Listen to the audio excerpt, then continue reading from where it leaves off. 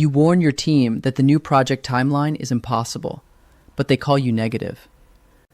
You tell your friend their relationship has red flags, but you're being dramatic. You predict the company restructure 6 months early, but you're overthinking things. Then everything you said would happen actually happens, and suddenly everyone acts like they saw it coming too. Welcome to the INFJ Prophecy problem.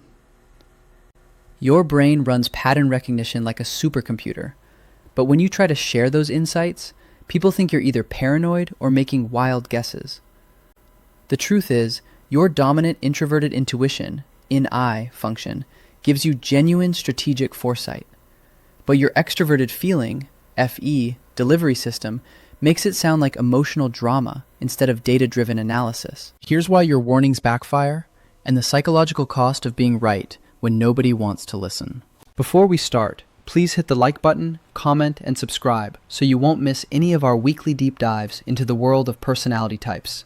And if you're looking for a deeper understanding of yourself and your INFJ personality, browse our favorite INFJ products in the description and click the link in the comments to take our favorite free personality test. The pattern recognition problem. Why your knee sees what others can't. Your brain processes information completely differently than most people, and that's the root of why your warnings get dismissed. While others focus on individual events happening right now, your dominant NI automatically synthesizes patterns across time, context, and seemingly unrelated data points. You're not making emotional predictions. You're running unconscious strategic analysis. Here's what actually happens in your mind. You walk into a meeting and immediately notice the CEO's tone is slightly different. 2 key team members avoided eye contact, and the quarterly numbers were presented without the usual optimistic spin. Most people register these as separate, minor observations. Your NI instantly connects them into a pattern that screams, layoffs coming within 3 months. But here's the communication gap that kills your credibility. When someone asks how you know, you can't easily explain the complex reasoning chain because it happened unconsciously. You just know the company is in trouble, but you can't present a neat, logical argument with bullet points and supporting evidence. So when you say, I have a feeling there are going to be cuts, people hear intuition instead of analysis. The frustration comes from knowing you're right, but lacking the extroverted thinking framework to prove it. You see the whole system, but society's extroverted communication style demands step-by-step logical explanations. It's like being a master chess player who can see the checkmate in 12 moves, but when you try to explain why the opponent should resign now, they think you're being arrogant. This creates a credibility problem that follows you everywhere. You accurately predict that the new manager will create chaos because you recognize their communication patterns match every toxic leader you've observed. But when you warn your colleagues, they see someone making character judgments based on limited interaction. They don't see the decades of pattern data your brain just processed in 30 seconds. The real psychological cost hits when you start doubting your own insights. After enough people dismiss your warnings as overthinking or negativity, you begin wondering if maybe you are just anxious or pessimistic. You start second-guessing the very cognitive function that gives you your strategic advantage. Society's bias toward extroverted thinking makes this worse. People want data, charts, and logical progressions. They want you to show your work like a math problem. But NI doesn't work that way. It synthesizes unconsciously and delivers insights that feel like sudden knowing. When you can't provide the TE-style evidence people expect, they assume you're guessing or being emotional. The irony is that your predictions are actually more data-driven than most people's conscious analysis. You're processing micro-expressions, tone shifts, behavioral patterns, historical precedents, and environmental factors that others completely miss. Your brain is running advanced pattern recognition on information most people don't even consciously notice. But because you can't easily articulate the reasoning process, people treat your insights like wild speculation. They'd rather trust someone who can present 3 PowerPoint slides of surface-level analysis than your unconscious synthesis of complex systemic patterns. This disconnect between the sophistication of your analysis and your ability to explain it creates a persistent credibility gap. You end up looking like someone who makes dramatic predictions based on feelings, when you're actually the person in the room with the most comprehensive understanding of what's really happening. The psychological toll of this pattern is significant. You start withdrawing your insights, not because they're wrong, but because the social cost of being dismissed becomes too high. You watch preventable disasters unfold while staying silent, knowing that speaking up will just earn you another too sensitive or overthinking label. The emotional delivery trap. How Fee makes your warnings sound like drama. The second part of your prophecy problem isn't just about what you see. It's about how you deliver those insights. Your auxiliary Fee means you naturally communicate through emotional impact rather than detached analysis. When you see disaster coming, you don't just observe it intellectually.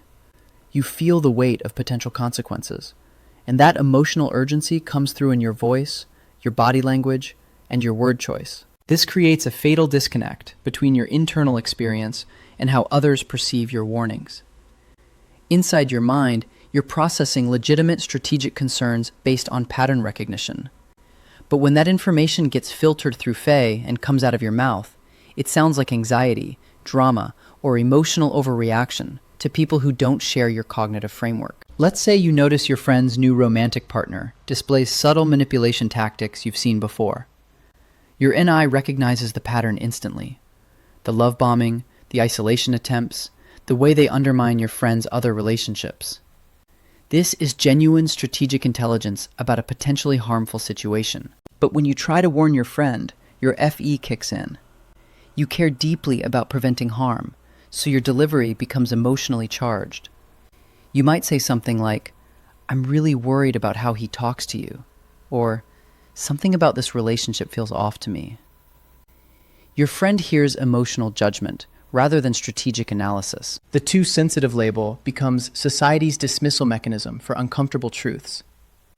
When people don't want to face the implications of your insights, they attack your delivery method instead of addressing your content. They focus on the fact that you seem upset or concerned, rather than examining whether your observations might be accurate. This emotional delivery trap becomes self-reinforcing.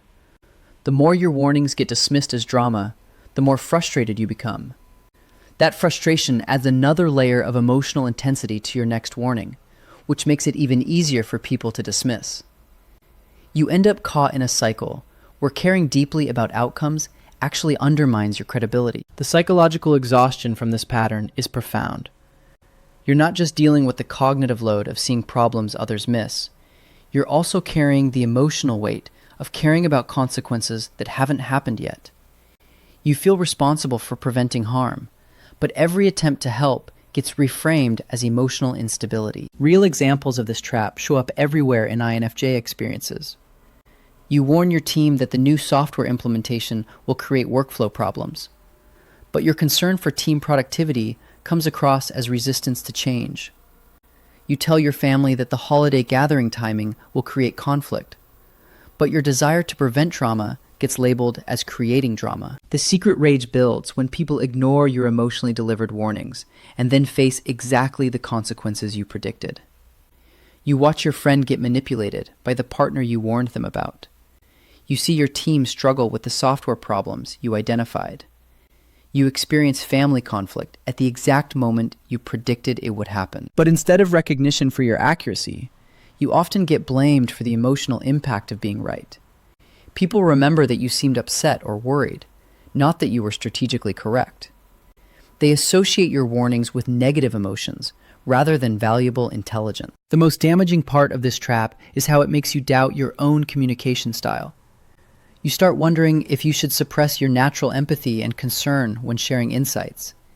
You might try to become more detached or analytical, but that feels inauthentic and often comes across as cold rather than credible. This emotional delivery system isn't a flaw in your personality. It's actually what makes your insights valuable in the first place.